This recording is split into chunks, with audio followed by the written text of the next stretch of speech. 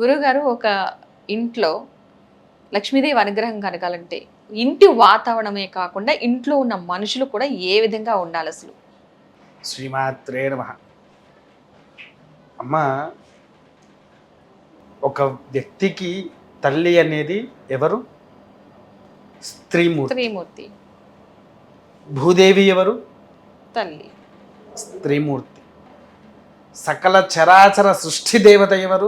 స్త్రీమూర్తి. స్త్రీమూర్తిని. అంటే మన హిందూ ధర్మంలో స్త్రీకి ఎంతో ప్రాముఖ్యత ఇచ్చింది, స్త్రీని ఒక స్థాయిలో చూపించింది మన ధర్మం. కానీ ప్రస్తుత నడుస్తున్నటువంటి ఈ కలియుగ సమాజంలో అది లేదు. ఎందుకు అనంటే మగవారేమో పరస్త్రీలతో ఉండడం, ఆడదేమో వివాహమైన తర్వాత కూడా పరపురుషులతో ఉండడం. మొదలు ఇది తగ్గించుకుంటే ఇంటికి లక్ష్మీ అనుగ్రహం వస్తుంది. కొంతమంది, మీరు నమ్ముతారో నమ్మరో, నాకు ఈ మధ్యకాలంలో ఈ విషయాల్లో ఫోన్స్ బాగా వస్తున్నాయి. ఒక ఆమె ఎవరో నెల్లూరు నుంచి ఫోన్ చేసింది, గవర్నమెంట్ ఎంప్లాయీ, పెళ్ళయి 15 సంవత్సరాలు అవుతుంది.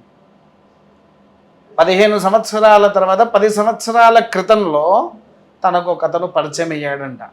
10 సంవత్సరాల నుంచి కలిసిమెలిసి ఉంటున్నారంట. భర్తుండంగా ఇంకో అతనితో ఉంటుందంట.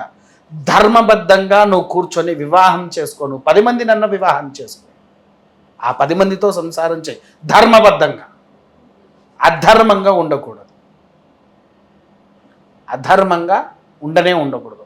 ఆ ధర్మ పద్ధతిగా ఉన్నప్పుడు ఈ పురుషుడైనా సరే స్త్రీకి వెళ్ళినా, స్త్రీ అయినా సరే పురుషుడి దగ్గరికి వెళ్ళినా సకల దరిద్రం అనేది వెంబడిస్తూ ఉంటుంది.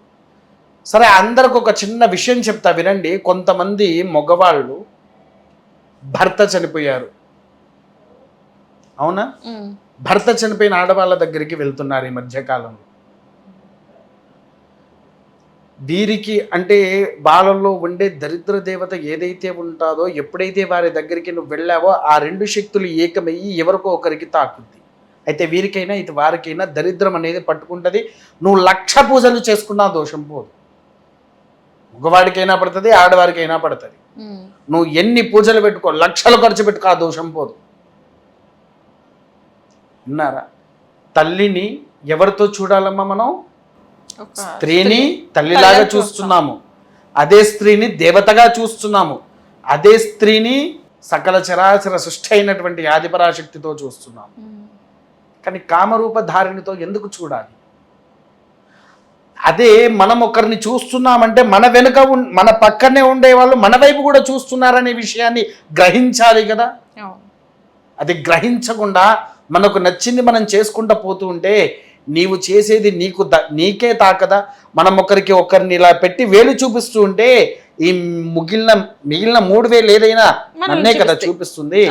నువ్వు ఎప్పుడైతే ఇవి చేస్తున్నావో నిన్ను నమ్ముకొని ఒక కుటుంబం ఉంటుంది. ఆ కుటుంబంలో ఎవరెవరు ఉన్నారు?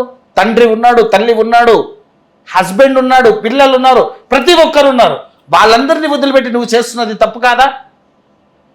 ధర్మంగా ఉంటే నీ భర్తకు చెప్పు, నీకేదైనా ఉంటే నీ భార్యతో చెప్పి ఇంకో పెళ్లి చేసుకో, అవునా కాదా? అవన్నీ కూడా వదిలేసేసి ఇష్టానుసారంగా వెళ్తూ ఉంటే దానంత దౌర్భాగ్యమైనటువంటిది జీవితంలో ఏది లేదు. ఇలాంటి వ్యవస్థ ఎక్కడైతే జరుగుతూ ఉంటుందో అది జరుగుతున్నప్పుడే లక్ష్మీదేవికి ఇష్టం కాక వారి ఇంటికి అడుగు పెట్టు. అప్పుడు ఎవరిని పిలుస్తుంది? జ్యేష్ఠాదేవిని పిలుస్తుంది. ఆ జ్యేష్ఠాదేవి ఇంట్లోకి వచ్చిందనుకోండి, వాళ్ళు ఎంత ఏం చేస్తున్నా వ్యర్థమే, అవునా? మనకు ధర్మం చెప్పింది ఒకటే, ధర్మో రక్షతే రక్షిత. మన ధర్మాన్ని మనం ఎంత కాపాడుతూ ఉంటే అంత మంచిది. ఇప్పుడు ఈ ధర్మానికి కొత్తగా ఆ సుప్రీంకోర్టులని, ఆ కోర్టులని, ఈ కోర్టులని ఏదో జియో రిలీజ్ చేస్తున్నారు. ఏమని? నీకు పెళ్ళైనా సరే నువ్వు పరపురుషుడితో ఉండవచ్చు అనేటట్టుగా లేఖలు ఇస్తున్నారు, దానికి జియోస్ ఇస్తున్నారు. ఎందుకంటే మరి పెళ్ళిళ్ళు, పేరెంటాలు, పిల్లలు కూడా ఎందుకు? చక్కగా పోయి వాడితోనే జీవితంలో పిల్లల్ని కనకుండా ఉండండి. మీరు కన్న పిల్లలు ఎందుకండి? అది కనిపించట్లా మీకు? అది వద్దు. ఆ పిల్లల్లో అనాథల కింద చేస్తున్నారు. అదే స్థాయిగతుల్లో నిన్ను నీ అమ్మ మీ నాన్న పెంచుంటే నీకు అర్థమయ్యేది. ఆ స్థితిగతుల్లో అది ఎవరికి వద్దు కదా. ధర్మంగా ఉండే వాళ్ళను వదిలిపెట్టేసేసి ఇలా చేయడము చాలా నీచమైంది. ఓకే గురుగారు, మంచి వివరాలు అందించారు. యాక్చువల్గా ఏంటంటే ప్రతి ఒక్క మనిషి, ఆడవారైనా మగవారైనా సరే, ఇంట్లో ఏ విధంగా ఉండాలని చెప్పగానే చెప్పారు. ప్రతి ఒక్కరు కూడా వాళ్ళ బట్టే రేపొద్దున పిల్లలు కూడా తయారవుతారు కాబట్టి వాళ్ళు చూసి నేర్చుకుంటారు కాబట్టి రేపొద్దున భవిష్యత్ అన్నది, అనాథ అన్నది ఎవరు ఉండకూడదు అన్నది ఒక కాన్సెప్ట్తో చెప్పారు. మంచి వివరాలు అందించారు. ధన్యవాదాలు. మహాదేవ్.